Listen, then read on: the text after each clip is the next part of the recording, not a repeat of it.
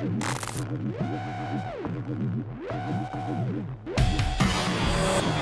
to the Electric Theatre.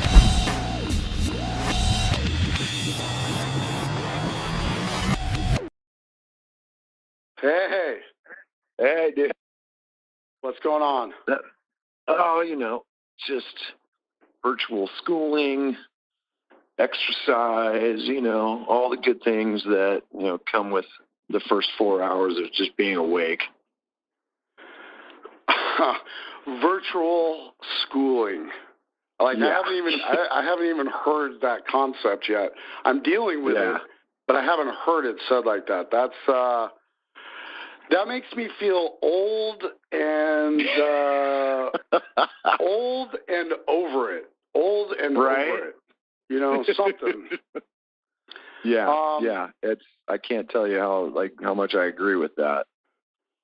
Well, I saw, I don't spend a lot of time on this, on these conversations directly on what's happening in the world. But recently, I guess to do my part, I have seen several celebrities, speaking out on behalf of, more or less like, why aren't you, wearing a mask or these sort of things. And it's crazy when you think about there's these two sides of the story. It's my right, and then there's the knowledgeable side where it's like we're being told that we should have to do this because of the health risks, the knowledge of it, I guess is what I'm saying. So it's a strange world we live in, that idea of like, do I want to or do I not want to? It's and risking it. But I think a lot of people don't see it in front of them, so they don't understand what the risk is. I don't know. It's a crazy time. That's exactly it. Exactly it. Like people don't put it in perspective until it touches them, which tells me more about how people live their lives, really. You know what I'm saying? Like, to me, it's almost the death of a sort of overall empathy for people who are not you.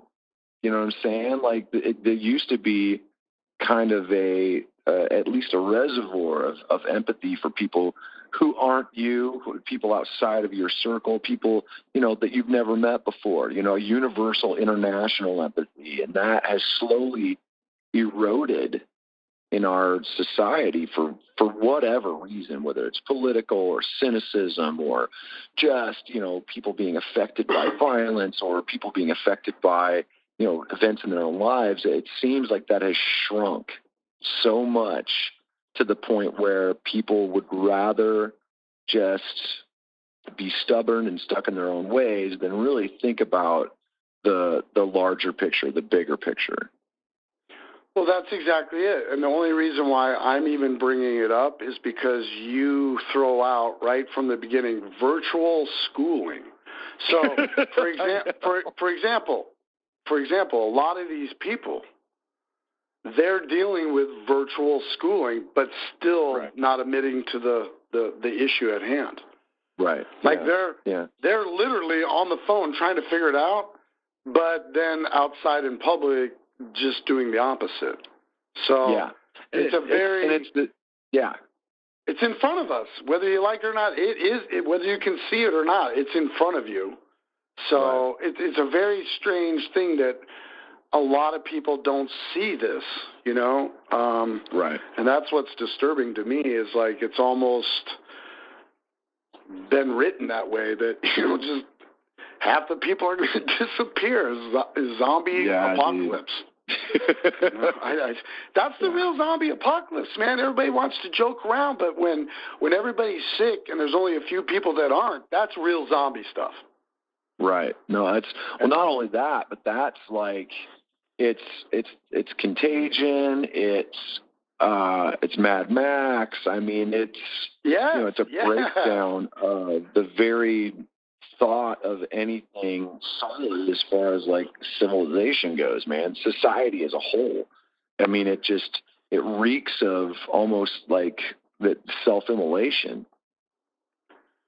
Yeah, it's frightening. I mean, the last thing I want is to be in Waterworld like Kevin Costner flying across in some like weird vehicle and a bunch of crazy motherfuckers chasing me on jet skis. Right. You'll be the one in the blimp too. Like you'll be the one with 100%. With the balloon. 100%. Yeah. 100%. 1,000%. All right. Well, anyway, we did our part, and that's that. And you're really busy, man. So that's why I wanted to get with you before you get too much busier, because when I talked to you last week, just briefly about this, there's so much I want to talk to you that's important. But you know me and how I scatter and how I can trail because of interest. You know, I trail because of interest. I'll just, you know, if I'm trailing, it's probably because I'm so interested that I'm in it. But that's hard for other people to navigate through. I know that. Well, not only that, but you also have a tendency to follow a thought almost all the way to its natural end without a break. So you start and then you go and you take it all the way to the end. And then by the time you get to the end, sometimes we look back and we go, wait, what were we talking about? And then what? Where it's just what were we ordering for dinner? Where were we at? Yeah. So with that said, I just have a million things that I want to talk to you about. And, it's like, you work yourself up, and it's like I'm not going to get it all out. But there's some things that I want to do today with you because it won't be the first time we talk. First of all, what I love about this is I don't think anybody really believes that we would do this to begin with. No, absolutely not. That's disheartening. You know what I mean? That bugs me a little bit that there may be people out there that may think, well, Clown won't talk to Corey, and blah, blah, blah. And, so one, that's very important to me to keep my communication with my friends and be able to just have a conversation because that's what this is about. But mainly what I want to do and accomplish is like, it dawned on me. So like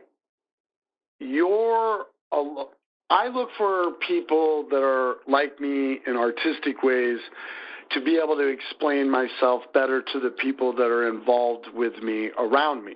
So it could be an agent, it could be a label, it could be people that work with myself on the road, it could be management, it could be my wife, it could be anybody that I'm just trying to like get them to understand me a little bit better in the art form. So what I want to talk about is this idea of Corey Taylor, who we all know is like, people probably don't know that, like, you're my favorite singer.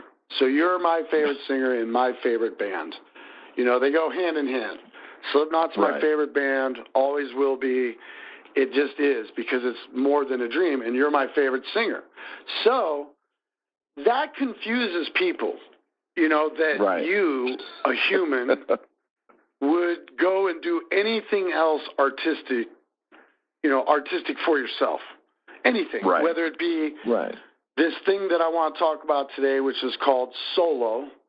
And what I want to talk to you about is how important that word is for you, to you as a human, not the singer of Slipknot, not the singer of Stone Sour, amongst a bunch of other stuff, from guest appearances to little fun side projects to little acoustic shows, all these personalities that are artistic from you. What I wanted to talk to you about and hand over to you here is why you feel you need, like, I don't want to talk about the money. I don't want to talk about the ratings, sales. Mm-hmm. I want to talk why you get up in the morning and feel you need to create more for yourself than the obvious to everyone else. Everyone else wants you potentially to stick on the thing that they deem most important to them.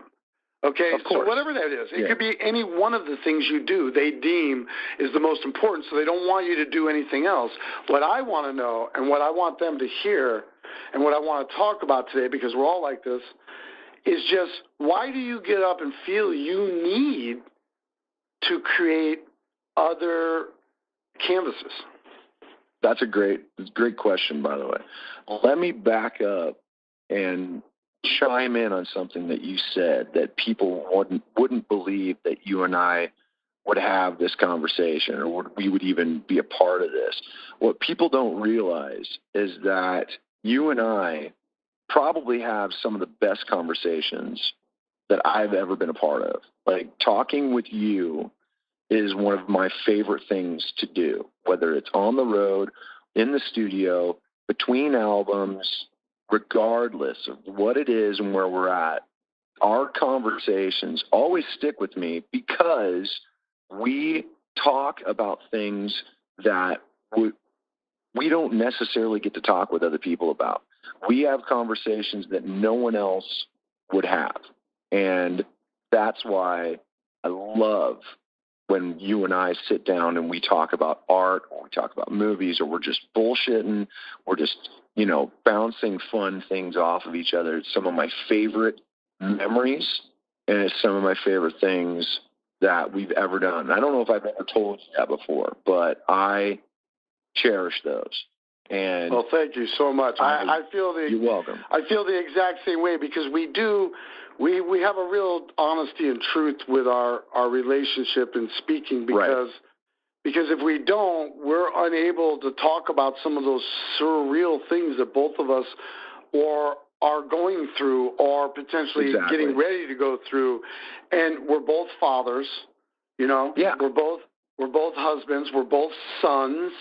We're both humans. We're both artists, and I hate that word, because people hear it and they get freaked out with it, so it bothers me. It's because their definition sometimes doesn't line up with what art is supposed to be, and and there's a weird connotation to the word artist these days that has a negative aspect, and it's so wrong that that people would put themselves in a weird realm where they can't relate to art in this way now, So I totally get that. But you and I also have an eye for that stuff on different sides.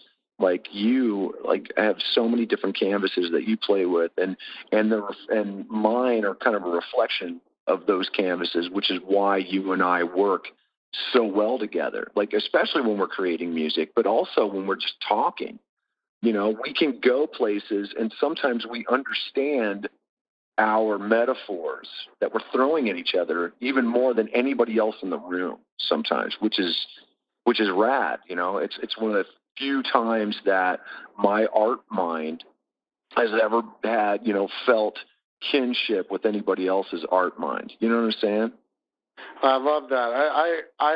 I love that, because it's true, because I can remember and recall sort of like entering a room with many souls interacting, and then maybe you walk in and I'm getting grapes and you're pouring a tea, and we just hit that subject, and everyone else around us is just chatter, and they're not even honing in, and we contemplate this huge idea that has to take place, and then it's you're onward and I go forth, and it's the movie didn't even recognize. It's a very special thing. You're right. I love it. I love it. Exactly. Most people would be a little lost if they got involved in most of it, I think, because we do just have that honesty to pick up on the weirdest. I tell people all the time, I have videotapes of these sorts of things throughout the years, of these sorts of strange things, conversations, and I'll work on them, I'll treat them in video, and I'll get them right there, and I'll show them to a very selective people, someone who's editing, maybe another director. We'll be in a tight room, and I'll be like, okay, I'm going to show you this, and they'll be like, that is the most fucked up thing I've ever seen or heard. And I'm like, yep, it'll never see the daylight, because no one in this world would ever understand that. And I would fry. You know, they want me to burn virally. You know, they just turn it against me, and he said this and blah, blah, blah. You know, whatever, okay? Whatever, everybody already, you know. So I appreciate that. I love that because we do. But so this being the same thing, this being that, what is this truth that you and I would even, because I want to know for me because it's so important, because if I go onto the usual suspects right now, you know, whatever, I'm not going to rip on people because I'm trying to be soulless these days, you know, but all these bullshit internet things that want drama and just spread words and paraphrase and try to create subjects and clickbait and all this crap, you know, that's that. You know, that they want to do that, and that's why it's important to me for me to know these things, because I'm never going to get that from them, you know?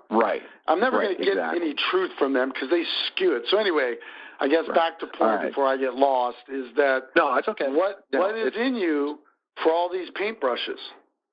So the solo thing, now, and mind you, this is something that I could have done years ago. I could have done at any other point, you know, but at the time it didn't make sense. You know, it didn't make sense to do something like that. Honestly, because I have Slipknot, I had Stone Sour for what it was worth, you know. To me, you know me, the only time I really like to put a focus on myself sometimes is when it's part of the collective, you know, when it's working on something as a group and working on something as a band and working on something that we're going to be able to hoist up and show to the world. For me, I was absolutely content with, you know, bouncing back and forth between Slipknot and Stone Sour. But for the last few years, I've recognized something in myself that really kind of like was just getting more and more important for me to show and share. And that was a certain type of music that, I mean, you've heard the album, that kind of all out rock and roll kind of positive. I don't even want to say positive because it's not the right word. It's like there's no real word for what I'm trying to say. So I'll just describe it like this major chord, big chorus kind of party vibe, for lack of a better term, you know? And I felt like I didn't have that in my life. It was a reflection of the music that I've been into for many years, a reflection of the music that I usually like to do in like the cover shows that I do here and there. It was a reflection of the songs that I've been writing over the years that didn't fit with either Slipknot or Stone Sour, you know? So it was weird. It was like I was trying to fill in an empty space in that artistic spot in my heart. And I knew that obviously there was no way I was going to fit with Slipknot because it's just such a different entity. You know, we play in different realms and our world is huge, but these songs just, they don't fit, you know, it's not the same kind of artistic flavor, you know. May have been able to do it with Stone Sour, but Stone Sour is so different than what it used to be that I had to, you know, just kind of create this third thing that, you know, for lack of a better term, had to be a solo thing. Because if I'd started a third band, it really wouldn't have made any sense, you know?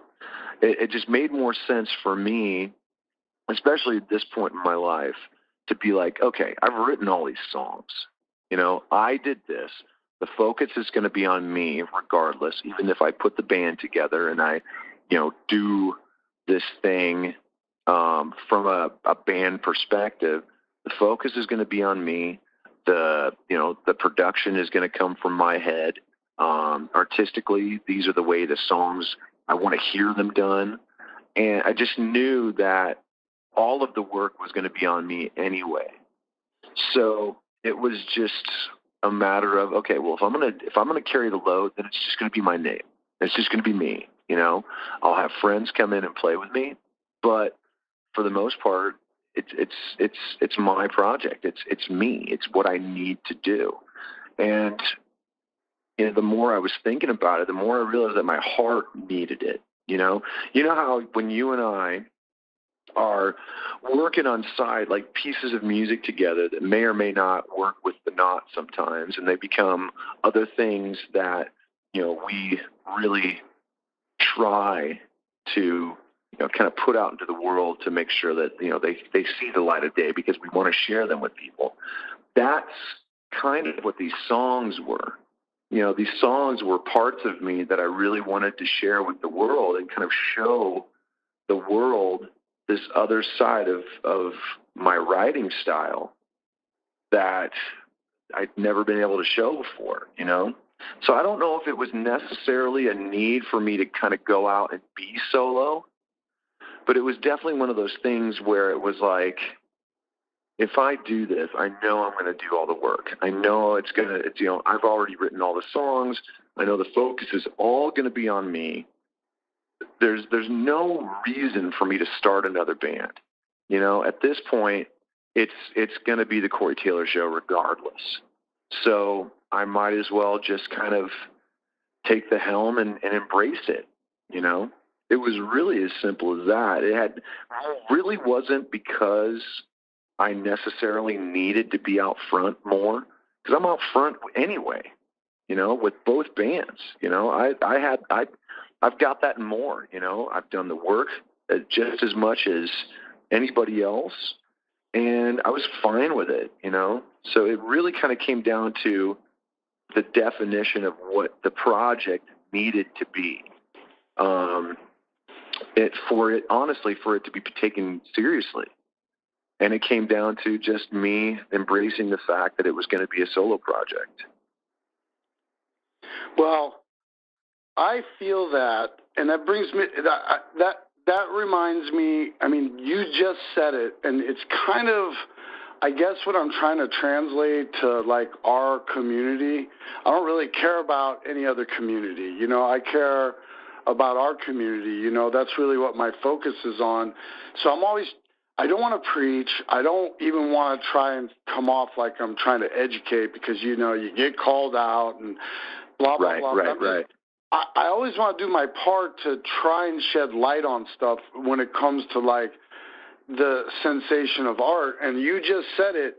So the very first time that the solo albums came out after the Iowa cycle, I can remember being in Japan, and this is before I did To My Surprise, and somebody was talking to me, and I was doing an interview, and just to be totally honest, I wasn't hating or upset with anything. I just didn't want to hear it. I just didn't want to hear about you guys. I was still focused in You're talking my about mind. The first Stone Sour album and the Murder album. Yes, right. First two of those. So I just didn't want to hear about it. I was working on myself, I just didn't. So I was doing this interview, and this Japanese woman was just drilling me about you guys. Of course. And my love for the Japanese culture and people is so high that I bit my tongue, and then finally I said, look, out of total respect, I go, I don't want to disrespect you here, but what is your deal? Why are you poking the bear? Why are you doing that? Why are you just deliberately sitting here trying to provoke me into some sort of feeling to say something I shouldn't say about my brothers? Like, I haven't even had time to digest anything, and you're coming at me. And this person was so upset that I felt that way, and explained it to me that they were asking, and they apologized about the translation, that it wasn't coming out correctly. What they were wanting to know is, the reason they were asking is because they want to know every last bit of you, because the last bit of you is what makes you in Slipknot to them. I was doing a Slipknot thing. So they were explaining to me, if we go out and respect Corey Taylor and, listen to his music, we get a better understanding who he is as a human being and what makes him tick. And if this gentleman's going to go out and write other music that's so separate than this music, there must be so much to this person that we must download in ourselves because we're so interested in this person. I was blown away that they could think that. I'm like, so you're not causing shit. You're not trying to get me to flip out. And they're like, no, we're so sorry. We would just always want to know everything, how you cook dinner, we want to know what the clown thinks about it, because that's important for your guys' relationship when you're not together and then you get back together and write an album. We want to know what makes the great band Slipknot. And I'm only saying that because that's what the context was. And that's what you said. You wanted everybody to see this other side of you. And I just think it's so crazy. I love that we got dedicated fans. I love it. I'm not going to trade it, but I get upset when the dedication is ignorant to understanding the belief and love for the human being. Let's not forget that this is just me talking, in order to be one person, you got to be the other person. Am I right? Right. Exactly. Yeah. I mean, it's so hard for people to understand that. And I've never understood why, I don't know whether or not it's because people just can't wrap their brains around the fact that people can be multifaceted. It's like people who expect an actor just to play the same role over and over and over again, in different, the whole point of being an actor is to expand and play different parts and be, in different worlds and whatnot. And to me, it's the same with music. It's music should be, something that, if you can paint with those different brushes, why not? It's sometimes one brush works for one person, but for some people, we just love to write. I know it's the same with you, the stuff that you write is, some of it's so different from Slipknot, but it all makes up the mind that is behind this, So so to me, we could, I arrogantly could prorate time and stats. I could say, hey guys, a normal record cycle is this. What do you expect a singer to do on the time off? Okay, you only want him to write on this? Well, guess what? Everything will start failing. Everything will start being watered down. I could prorate all these ideas and explain it to people where they go, oh, so what you're saying is it's good to, when you're going to eat tuna, eat ginseng, and then eat salmon, and you can enjoy all of it. It's no one understands, this. But here's the thing. I have to say, I do appreciate the dedication of people that are hardcore, people that hold you to your words. It's for me, they're like, hey, I want to slit your throat and fuck the wound, and then it could go somewhere else, and they'll be like, they're dedicated to one side or the other side, but they don't understand, they themselves are choosing Kraft macaroni or, refried beans. I don't know. Right. Everybody is being multifaceted all day, bouncing from the TV, bouncing from clothes, bouncing for everything. So it frustrates me that it's such a hard concept that talented people as yourself, singers, what? You're not supposed to write? You're not supposed to... You don't love all the bands you grew up with? You're never supposed to dedicate any sort of love to an artistic expression somewhere else? But, like I'm saying, I do love the dedication of people when they're like, nope, this is what I love and this is what I want and fuck everything else. I do admire that and love that. But at the same time, I just wish I think it's better for the community to understand that we're all trying to support each other on all endeavors. It's not just about you and everything you can do. It's about all of us. It's about the fans and us, and it's about everyone being allowed to be many different things. And I guess that's why I was so interested in sort of talking about this today. I know everybody's busy. I'm going to kind of jump around because that's what I do, and everyone's like, I'm just going to end that. Whoop, that's done. Okay. I'm going to flip you into another world here, just a complete other world that we share together. Okay. Movies. Yes. We're going to come back to the music, but I got to take a break for a minute. Let my brain. Get with all that. Movies. Right. I don't know if a lot of people know just how crazy you are on movies, to the point where I can remember you going into Best Buy and spending $10,000 and having several people push carts of DVDs and Blu-ray and just like complete madness of movies. Yeah. And you watch it. You watch them all numerous of times. People probably don't know that you'll get stuck on a movie and probably watch that movie over and over again for a whole week until you've kind of gotten that feeling out of your head.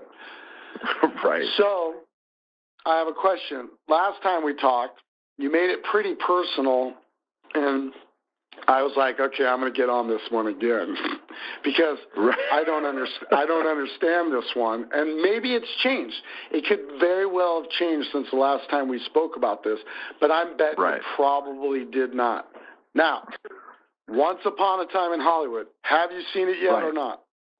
No, absolutely not. Okay. Do you want to elaborate on, do you want to help me understand?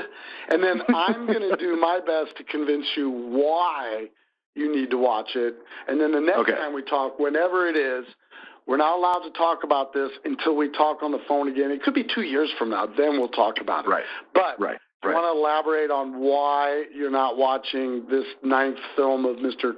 Quentin Tarantino, Once Upon a Time in Hollywood.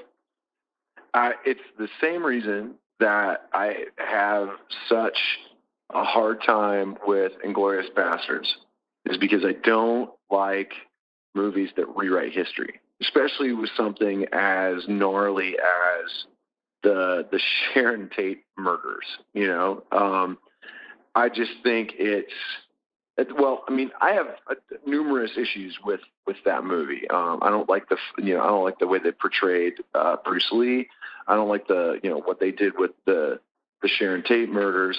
I don't know what kind of weird reimagining goes on with that. I've heard it's a brilliant movie, and and I love Quentin Tarantino. I really do. I mean, I'm one of his biggest fans. As soon as the Hateful Eight came out, man, I was the first one in line, and I went, specifically to see the 3-hour version. And to this day, I love that movie, but I don't like movies that rewrite history, especially for something that is such a, adding a happy ending to something like that. I don't get it. I don't know why. It's just, to me, it doesn't make any sense. Is it principle or taste? That's, because I'd have to say principle. Okay, so it is that hardcore with you. It's freaking hardcore. So it's the same reason I've never seen Titanic. You know me. As soon as they said, by this certain year, there will be, everyone on this planet will have seen Titanic. And I said, that sounds like a challenge. And I am so into a challenge like that. So to this day, I've never seen that movie. And I'm honestly, if I never see it, I'll be fine with it. Wow. So I've only seen bits and bits. I'm not going to watch some horse shit like that either. I'm just not going to. Oh, that's ridiculous. Right. Do I respect it? Of course. Directing, filming, acting, big oceans, blah, blah, blah, big ships, okay, whatever. But no, I'm not going to watch it either. I've seen parts of it and went, no, thank you. But this amazes me because what I want to say is this. One thing that I love about Quentin a lot for me is that the buried intellectual property. Okay, what's going on under the surface? So the surface, everyone's like, oh God, like for example, in Pulp Fiction, for me, everyone talks about the GIMP, right? Right. The GIMP, right. the GIMP, the GIMP, the GIMP, the GIMP, the GIMP. Well, the GIMP gets out of the box and gets socked up by Bruce Willis, and his ass is down. The GIMP does nothing. He gets out, he makes a couple goofy noises, boom, lights out. Big scary GIMP, out, cold. But on the surface, everyone's like, that's the scariest thing ever. Well, guess what? The scariest thing gets knocked the fuck out. So that's what I'm saying is like this movie, the surface is the surface. It's the rewriting, as you say, or, but the intellectual property that is buried under these subjects is, geniusly executed. I mean, it's beyond. I watch it at least once a night and have for the whole pandemic. I watched this movie in great lengths, parts of it every night, because it's just so much buried thought under what is at the surface. And that's why I thought maybe you would give it a chance to see if any of that under the surface stuff would make you go, oh, what if his principles are your principles with it, is what I'm saying. Right. And the intellectual property proves that. Look, it looks rad, and, everybody's told me that it's rad. I'll offer you a caveat, okay? Are you ready for this? You told me how long ago to watch a certain TV show. And I was like, yeah, whatever. And I didn't even really want to give it the time of day because everyone talked it up. And I still hadn't until about, a week ago. And when my wife had the same reaction that you did when I told her that I had never seen a certain TV show. And she was like, no, this is not going to stand. She's like, you need to sit down and watch this thing. So I finally sat down and started watching Breaking Bad. And because I had never watched it. Everybody talked it out. And you know me, I'm the kind of person that if everyone is talking about it, I'm not interested. Like, I don't know what it is with my brain that is just so put off by what everyone else is talking about. And I know it's the same way with you because you waited a long time to watch it. And you actually download the whole thing in like a big swoop, right? And I guess that's the same way that I am. Like, everybody was talking it up, and I just didn't want to hear about it from Adam. And as soon as I watched, so now, like, I'm like 4 episodes in, and I'm like losing my mind. It's ridiculously good, and it will change your life. It will change your life. I'm watching it, and I'm like absorbing it, and I'm like, just from the first 2 episodes, I'm already emotionally involved in it, and I'm just like, oh, this is, God damn it! I didn't want to be wrong about it, but I am so into it that and it's hard for me to admit to the wife, dude, because she's looking at me, she's going, huh? See, I told you, and I'm like, oh, I knew you were right. Well, damn it. A lot of people, they were on me about it, right? And I was like, first of all, I live in Iowa where there's a huge meth problem. Right, okay? right. Why would I ever want to watch a bunch of fucked up people? And people are like, bro, it's so beyond that. And I'm just like, I don't know how it can be beyond that drug. I don't understand how it can be beyond that. But the minute I was introduced to the character Walt, I was like, I was pretty much in tears, man. Like, with with like, I'm like, this is everybody, man. This is how it goes down. You dedicate your life, and then rip. It's just the fucking carpet's taken from you, and I can't even talk about it, man, because you're only 4 episodes in. You don't even know. Yeah. Here's the deal. I know. We're Not Your Kind, or excuse me, point 5, the great chapter. Yeah. I am the last one in Los Angeles tightening up some BS for the album. My wife and I are at the Sunset Marquee. I'm at the head of the bed, sitting up straight in the solid dark, and I've watched, like, I'm on the very last episode, and I've watched, like, 7. It's some weird hour. It gets done. I'm, like, so emotionally fucked up from it. I look at my wife, and I'm like, do you know what that was? And she's like, what? I was like, that was like I don't know exactly how much it is, but I'm like, that's like a 57-hour movie.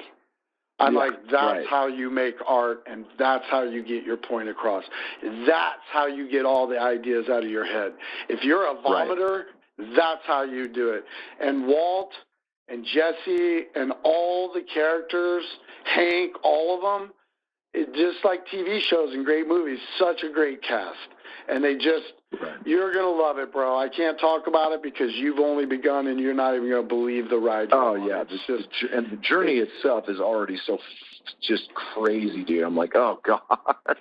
So, that's good. That's good. Then maybe what I want to tell you is I definitely need you to contemplate watching Once Upon a Time in Hollywood, because there is some. I mean, listen. I got to be honest. I've watched it with altered state minds. Like just. I don't know how to explain that to people other than that. Everybody can just maybe a glass of wine, or something. But I've gone so deep in the movie. I don't even know how you write like that. I don't even know. Like, it's so deep and it's all buried. It's so under the surface. And Brad Pitt, man, forget about it. Just forget about it. Like, just another. He's becoming sort of like Tom Cruise for me, where it's like I would get so. And this goes back to your solo stuff that I wanted to say, and why also I brought up the movie. I would get so pissed off that Tom Cruise would do everything, okay? I'm just like, why does this guy get to do every single big movie? But when War of the Worlds came out, and I was like, come on, they couldn't get somebody else? He gets to do War of the Worlds. I'll tell you, he's a great actor. He can be anybody. He can be this person. He can be a vampire. He can be just a normal mechanic dad who loves his children and, helps save the world, whatever, So Brad Pitt in Once Upon a Time in Hollywood is like, I don't know where he's even at in the acting. It's like, he's not even him. He's like that person. So it's, and when you say the Bruce Lee thing, when you understand Brad Pitt's character, and you are a Bruce Lee fan, and you watch what happens, it's so brilliant, man. It's just so. I am a huge Bruce Lee fan. Huge. Same. One of my best friends' dad went to the funeral. I mean, so I get it. But anyway, I'm talking a lot like always. I apologize, everyone. Dude, that's what we do. No, that's what we do. I know, but I got to slow the motor what down. People are hearing, dude. What people are hearing is a bus ride. Yeah, you realize that? Nobody's ever heard of a bus ride. Well, I just hit a ditch. Yeah, I just hit a ditch, and I hurt my thumb. And you're like, dude, I told you to fucking slow down. I'm like, hey, today's been an off day for me, man, because I'm working on what's the word? I'm working on self-awareness. So I have a new house, and I live out by the lake, and so I can get to the lake and houseboat quicker and ski and do all that fishing stuff. And there's been a lot next to my house that hasn't been built on it, and I have a big garden I've been doing for the last 4 or 5 months.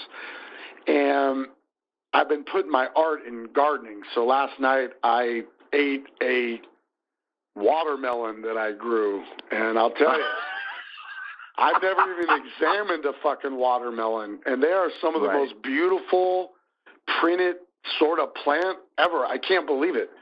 They're like giant stretch marks on a plant. Just absolutely beautiful. I say that because humans are like, I can't handle this. Go look at the fucking watermelon. Look at the watermelon. Yeah. It's fucking beautiful. It stretches these colors to get big quick. So anyway, I'm working on self-awareness because I got some company that was hired to make their living cutting down, 35-year-old trees that were here this morning and are chipper shredded now, and I'm mad, man. I'm just upset because these trees are screaming. I know that sounds crazy, but they're just, birds are like, what the fuck? I just got relocated, Now I can see houses down the street, so I'm probably going to move. I'm just saying, I'm working on self-awareness, like settle down, get out of the ditch, slow the motor down, clown. But so be it. Have your house. I'm going to put mine up for sale. All right. I know you're busy. I want to talk about your album real quick. You gave me a copy of the album a long time ago, at least, I want to say a month or two ago. I got it. I waited 2 days. I woke up. I did my ritual. I listened to it from beginning to end. I listened to several songs a couple times. Right. Congratulations again on just, a body of work. Getting it out of your subconscious, bringing it into your consciousness and making it tangible for other humans is such a feat. It's so hard to do, and they don't understand that you have to wear things on your shoulder like the Corey Taylor Show, meaning this. Your intentions might be one thing, but the world tries to dictate another, so you might have to take a deep breath and roll down a road you don't even necessarily want to, because it's just that way. And that proves like we're getting older and wiser because some of these things we can stomach, I could never stomach those 20 years ago. Now I'm kind of getting older. I'm like, whatever, just don't call me. Just text me the problem and don't call until next week, Right, but exactly. Congratulations. What do you think my favorite song is? If I have one in the album. I got a couple that I listen to a lot. Two of them. Okay. I want to say one is Silverfish. Okay. Maybe. See, you're so hard to read though because you're into so many different things. Man, I don't know. Maybe Kansas. Well, Kansas might be one. I don't know. Kansas is great. Kansas is awesome, and so is Silverfish. You would guess that Silverfish would probably be my first take, but the thing is I'm sort of used to that demeanor with you. Like if I if I was with you and if we were in a studio doing Slipknot songs and you were on the piano just doing your thing, I'd come in and sit down. I'd be like, what are you doing? You'd be like, I don't know, just something I'm working on. That would kind of remind me of like Silverfish. It's a demeanor that I've been around a lot, and I know it. It doesn't. I love it. It cuts deep, but it doesn't surprise me because I have acquired it quite a bit, unlike the world. So here's my two. Exactly. Okay. Samantha's Gone is my favorite. That makes me so fucking happy. Oh my it's great. God. It's a great. It reminds me of honestly, it's like. It reminds me of just everything I grew up with, and it's also like a cross between that new sound of things that we like when we're out in the circuit at festivals. There's obviously other bands that are pop or alternative that play other days. It reminds me of music that we're surrounded by as far as like tone and production, but it reminds me of songwriting from yesteryear. So it's got like the best of the new and the old, and it's super. I find myself humming it over and over, and that's how I always know what I love is like if I just innately am like, and Samantha's going, you know, I'm like, well, here we go. All day. Thanks a lot, Taylor. You know? So, and then the other one is Everybody Dies on My Birthday. Really? That's interesting. But you know what? When you say it, though, I get it. I totally get it. Do you know why? You know, that's a song. I feel like it would remind you of some of the bands that we used to listen to in the 90s, early 90s. Yeah, but absolutely. I got a big one for you. I got a huge one for you that really does it. What? It reminds me of, and I'm dropping names because normally, you know, when I have my knot head on, everyone can go fuck themselves.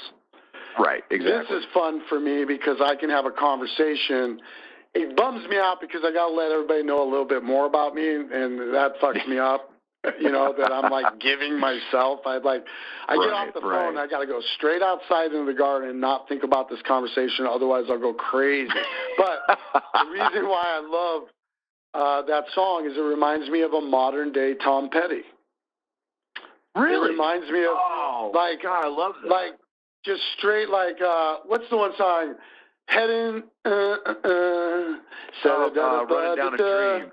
Yeah, thank you. It's like, I'm not trying to, like, make comparisons. I'm just telling you how my brain works. Oh, like, you got that, you know, you got this beat that's driving on that song. It's like Ford, you know, and it's like good rock, boom, boom, boom. Everybody dies on my birthday, you know, boom. So it's like, it's kind of like that for me. So I really enjoy those tunes. I enjoy the whole album. I knew I could have bet $1 million that what is it? What's the name of the video? The first video, CMFT Must Be Stopped. Must Be Stopped. Yeah, I could have bet $1 million that was going to be the video and like the song or whatever. But I think that's built into us, like. Yeah, well, and you know what? I mean, it's honestly, I didn't even plan on doing that. The record label was that they were the ones that were like, we need to do this as well. Because for me, I wanted to put out Black Eyes Blue, and that was it. But they were like, yeah, that's the obvious choice, but we want to do CMFT as well. It was honestly like it was kind of like a meeting of the minds, going, okay, let's do both and see what happens. So yeah, it's kind of crazy. Well, I also, you know, the video's awesome. You know, just everything you're doing. I love watching my friends, you know, just be art. It's a lot of people freak out, man. You know, the people in our world, we're going to leave them anonymous. I won't bust them out. Okay. Right. But the immediate people that love us and care about us and work hard, they do stay up at night wondering how they're going to tell me things and how they're going to tell you things. So, you know, we get home from touring. We got a couple tours scheduled. Pandemic starts. Got to fucking cancel tours. Corey Taylor writes a couple solo albums and just puts them out. People are going to worry about calling me up when I'm in the garden going, by the way, your brother's putting out this. So they've been known to lose sleep on it, you know, and I think you know, people need to know, like, I wake up and yes, we all have ego we have to work on, you know, I'm always going to be the clown in the band Slipknot, you know, you're always going to be Corey Taylor, the big fucking mouth in Slipknot, you know, exactly. I don't ever look at this shit as anything else. I wake up and go, look at my brother talking. Like, here's his other voice. What's he doing? What's over that jacket he's wearing in the fucking video? What's the purpose of that? Does he secretly love that jacket, or does it mean something, or is one of his favorite singers ever wear one? Like, I love art, and I like to think, and I like to be challenged, and I don't get as mad as people really want to think, you know? I mean, if anything, to be honest, as a human, I like to jam with you, and I like to make art with you. So when you're not making art with me, you know, there's not jealousy, but there's definitely like, you know, I want to play, you know? Right. So, yeah. But that's good because then we get together and then that tension hits. And exactly. God, I love it. So, man, just proud of you. if that, thanks, man. It's so cool. Us guys just kicking it, man, and just constantly putting out the art in all ways, man, in all ways, including creating children. People forget this. We're dads, man.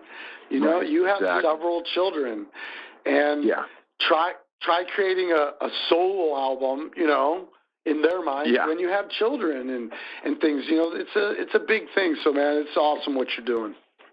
All right, thanks, man. I appreciate it. I'm glad we got to talk about it. Yeah, I mean, real quick before you go, because I know you're busy, man. I mean, what are your plans? I mean, my show isn't about like getting the news, but like I'm interested. Like, what are your plans? And there's no agenda here or anything. I've seen the videos, I've heard the album. You've told me some of the things, of course. The people that are involved with us, business-wise, has told me things or whatever. But what are you trying to get out of this for you, man, to feel good? What are you looking at? I mean, just basically, you know, just having fun. You know, like you know, sometimes you just need to get out and just have fun. You know, like kind of leave the art mind behind sometimes and just let go of it. You know, so I mean, that to me.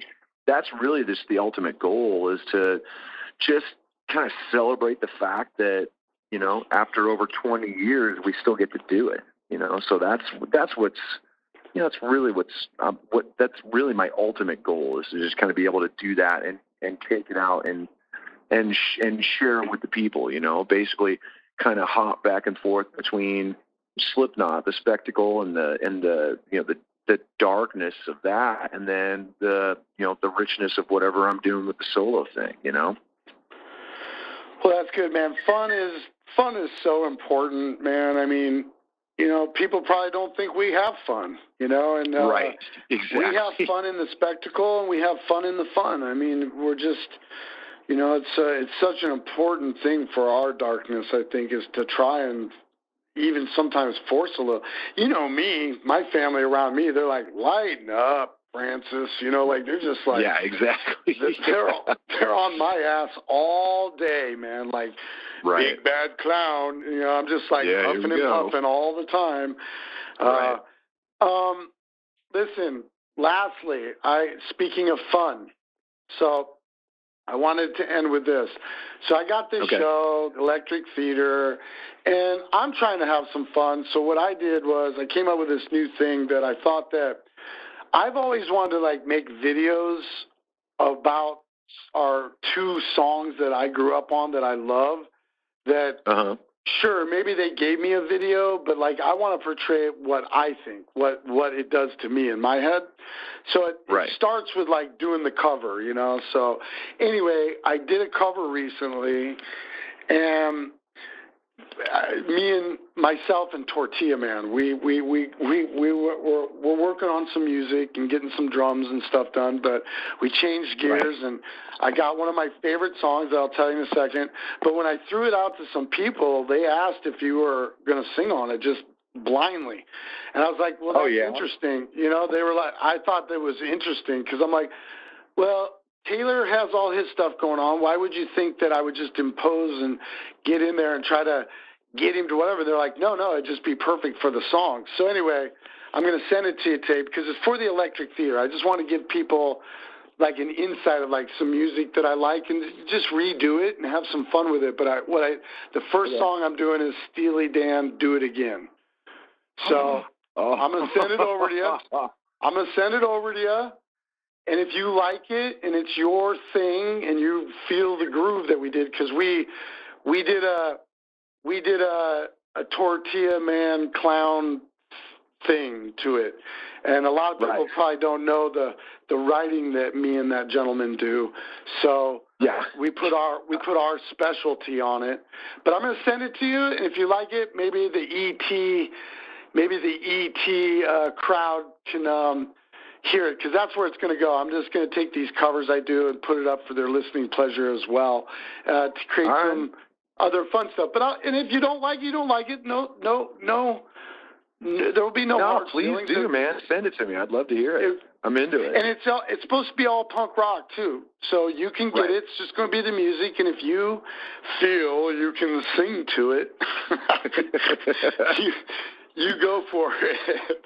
All right. I think I'm fucking with you. You know, of course you can sing to it. I know. That's why everybody's on me about it, and I was like, come on, he's going to think that I'm trying to get in and make things pressure and this and that, but they're just like, no, and we do songs together. A lot of people don't know that too. That's another conversation. We do stuff all the time, exactly. Remember Be With You? That's what we call it. Yeah. Still one of my all-time raw demos. Oh yeah, absolutely. We did that during the Iowa cycle. Yeah, we did a bunch of stuff, man. What about Logged them? Was that the one with the foot on the Bible? I can't remember. No, that was. I think you called it that. 1 Foot on the Bible. Yeah, that's it. 1 Foot on the Bible. That's right. That one's awesome. That would flip people out. That tune was full on, like go for it. Like it was dope as hell. I'm gonna find that. And somebody's got it, man. Yeah, it's not. Well, Craig's got it. You know, Craig's got it. But Craig's trying to get a hold of Craig is like trying to go out in outer space. Trying to get Craig to do anything is like trying to do math on an almond. You know? Like I don't even know where he is. Happen. Yeah, I don't even know. I have his phone number. He doesn't tell us. He didn't tell us anything. Do you see those little videos people put up of Craig? Like, Craig, it's just like it's the funniest shit in the world. I laugh for hours when they give him the pressure. They're like, Craig, bust a move, and he's like doing a dance. And he's like, I'm not going to take you anywhere. Like that shit is so funny. I mean, 'cause it's actually closer to Craig than they'd ever know. I think. Oh yeah, no, absolutely. Yeah, it's just so stupid. Anyway. All right, Craig. We need Craig, if you're listening, 133. We need 1 Foot on the Bible for the ET. Yeah. All right. Yeah. Well, hey, how's the family? They're good, man. You know, we're just, we do our thing. I haven't seen Griff in a few months because of the quarantine, but I'm hoping I get to see him soon. I got to see him like right before everything locked down, which was good. So I got to spend at least a month and a half with him. But hopefully I get to see him soon. But, Ryan's good. Alicia's good. We're all just kind of, doing our thing and just, hopping back and forth on 2 feet. You know how it is. Staying busy. Yeah, basically. That's basically it. That's what everybody needs to do somehow, some way. Stay busy with the family. Stay busy with a book. Just right. For me, man, I got to stay off the news because it's everybody talking over everybody, and I just I want to be informed and I want to learn, but man, everybody's right because everybody's wrong. I'm so tired of it. It's like all you motherfuckers need to realize you're human. We're all human. We're in this together, so not everybody can be wrong to make everybody right. Let's figure this out. So. Right, exactly. I'm just trying to, on a different note, this is what I've been doing. I'm relocating raccoons because they eat my tomatoes. So in less than today is the 7th day that it's the 10th day that I've been relocating raccoons. How many raccoons do you think I've relocated living out by Saylorville Lake? In the country, on the Federal Reserve land. How many raccoons do you think I've relocated in 10 days? Oh. 19. I'd say probably 19. I was going to say 20. I was going to say 20. 19. That's okay, good. Well, we had 19, 2 possums, and 1 casualty not caused by myself or anything, by a male raccoon that got on a little family and, whatever. But you know me, I love animals. I love stuff. I take them way, way out. where they have plenty of water and all that stuff. But I thought I was getting into maybe a family of 3 or something. I mean, it's getting to be they just destroy my garden, man. They just, I worked so hard for these tomatoes, and like these dudes are like, yeah, we want an appetizer, and the shit's laying. Yeah. They eat half of it and throw it around. It's like a joke on me. So we have a little classified program called the 141 Project, and they get relocated off the Highway 141. So anyway, there you go. Well, man, I love you, man, and love you too, tell the family I said hi, and keep your head up, and proud of you with this solo stuff and music in general, and just your friends you're jamming with. Tell everybody I said hi. Keep it up. Let me know. I'm around, and yeah, man, just be safe out there, and hopefully I'll be going to LA soon and stop in Vegas, and we'll go out to dinner. And, yeah, for sure, when man. You get close, just let me know. Okay. Absolutely, and we got to get those. All right, man. Yeah, I can't wait till Vended gets back together and we can see each other on one of those shows too, man. Because that's just a lot of fun, you know. Because that's awesome. Yeah, it's just fun. So, all right, man. Tell everybody I said hi. Like I said, man, awesome. All right, thanks, brother, and the same to the family. Okay, tell everybody. I will. I told them all today that I was talking to you, and they were really happy. You know, again, awesome. I just don't think people would ever think we talk. It's like. No, I don't know. They think weird. They think we retreat back to our caves and just kind of scratch the walls and talk to ourselves. I don't get it. I have ravens. I send ravens with notes. That's the real truth, people. Yeah. All right, brother. Give everybody my love. I'll see you soon. All right. Bye. Bye.